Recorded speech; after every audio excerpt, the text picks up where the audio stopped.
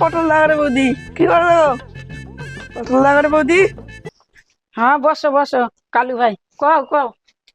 আমি বলি কালকে রাখি পূর্ণিমারে যাবো নি বাপের ঘরকে?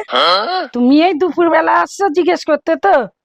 ও আমি তার ঘরে বউকে জিজ্ঞেস করে আসছি, জানো? ও। তুমি বসো, তার ঘরে বউটাকে ডাকিয়ে আনি। ও হরিদার ঘরে দিদি, আসো আসো, কালুদা আসছে। কাই যাবো গো? দিদি পটলদার ঘরে দিদি কো কাই যাবা? বসো বসো বসো, কালুদা আসছে, কালুদার সাথে কথা কও। কালু ভাই কও, তার ঘরে বউকে ডাকি লিখছি, কও তোমার কি কথা দুপুর বেলা, কও।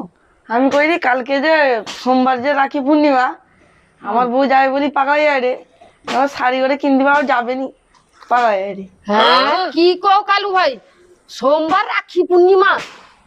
হ্যাঁ আমি তো জানিনি। আমিও তো জানি।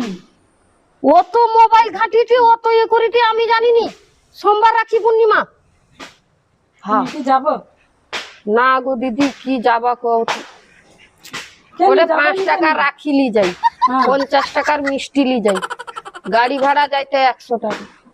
যাই কি পৌঁছে যাবো, দিদি কইবে আমি তোকে ওটা ছাপা শাড়ি দিব, আমার সে ছাপা শাড়ি লাগবে নি, আর আমি যাবো। আমিও যাবানি, তা তোমার বউ যাবে যখন পাঠাই দেবো।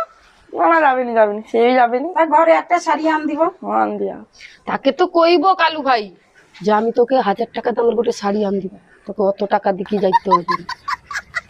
তুই ঘরে রো, ভালো মন্দ রাঁধবু, খাওয়া দাওয়া দিল, বাস বিকাল বেলা ঘুরতে লি চলে যাবো।